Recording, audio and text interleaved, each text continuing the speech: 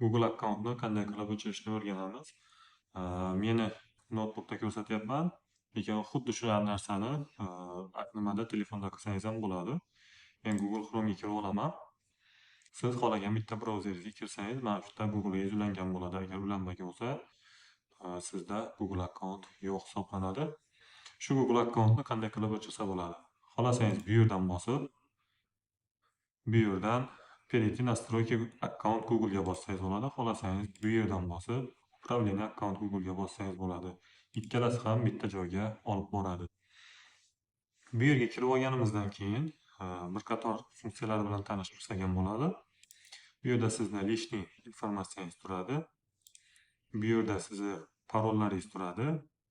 Masalan, duxetapni autentifikatsiya yoqib qo'yadigan bo'lsangiz, akkauntingiz yaxshi himoyalangan bo'ladi. Bu yerda parollarni almashtirsangiz bo'ladi. Bu yerda hamma parollaringiz, saqlanib qolgan parollaringiz mana shu joyda turgan bo'ladi. Так, уведомление от Google deyapti.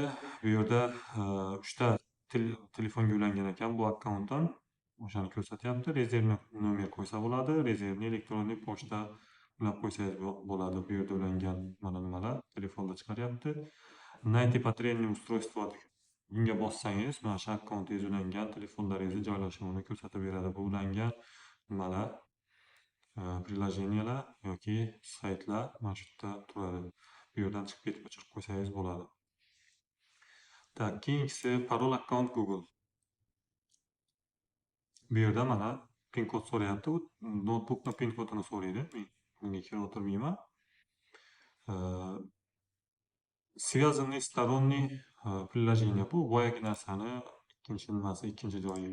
Данные и конфиденциальность degan joyi bor. Bu yerda mana unda yonib turgan bo'lsa, sizni istoriyalaringizni saqlanib qolib boradi va buni masalan YouTubedan o'chirib tashlasangiz ham yoki telefoningiz istoriyasini o'chirib tashlasangiz ham, Google Chrome'ingiz istoriyasini o'chirib tashlasangiz ham mana shu yerda bu istoriyalar qolaveradi.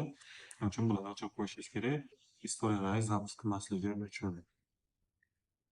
Pastroqqa tushsangiz har xil nimalar bor. Удалить неиспользуемый servis deyapti. Ya'ni siz nima qilayotgan, ishlatmayotgan servislarni o'chirib tasha deyapti. Shu yerdan o'chirib yuborsangiz bo'ladi.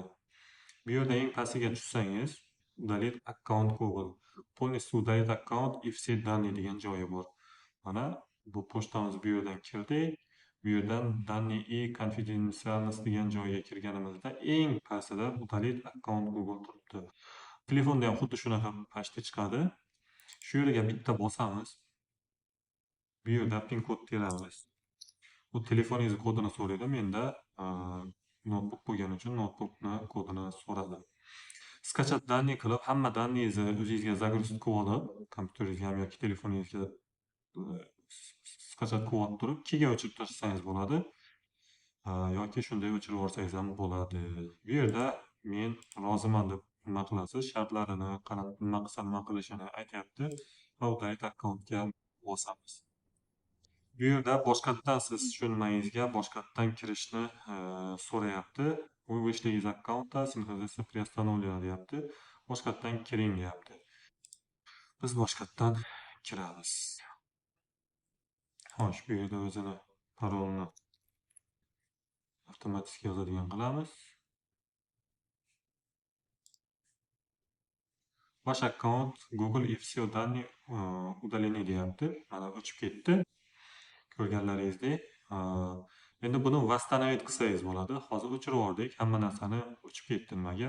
Lekin korzinkada turibdi. Xuddi telefonda narsani o'chirsangiz korzinkaga tushadi-yu.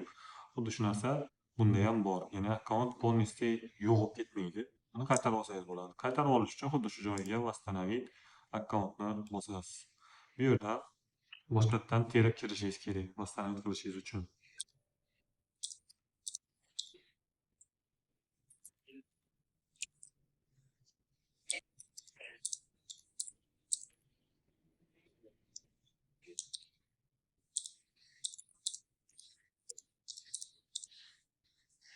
Pochtamizni yozib oldik.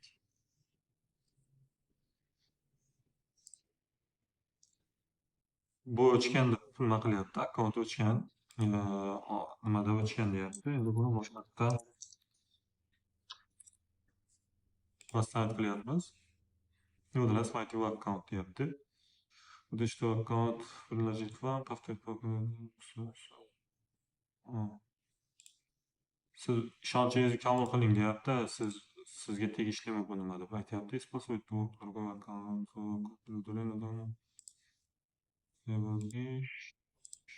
Далее. Далее. Пароль.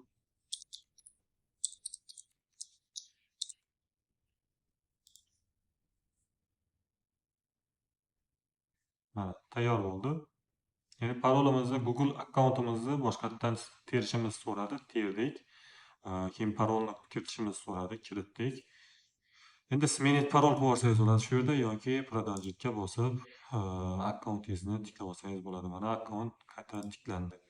Hozir ko'rganlaringizdek, akkaunt polni удалить qilib yubordik va qaytadan tiklab oldik. Bu qaytadan tiklashi menimcha yozgan bo'lishi kerak edi. Nechadir kunning ichida tiklab olsangiz bo'ladi. 90 kun adashmasam.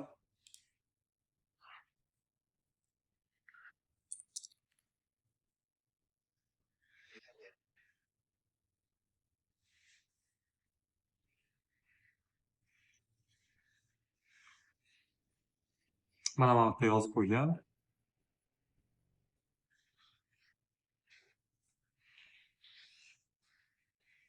Personalная история важна. А вы также можете потерять доступ к управлению услугами с помощью пароля.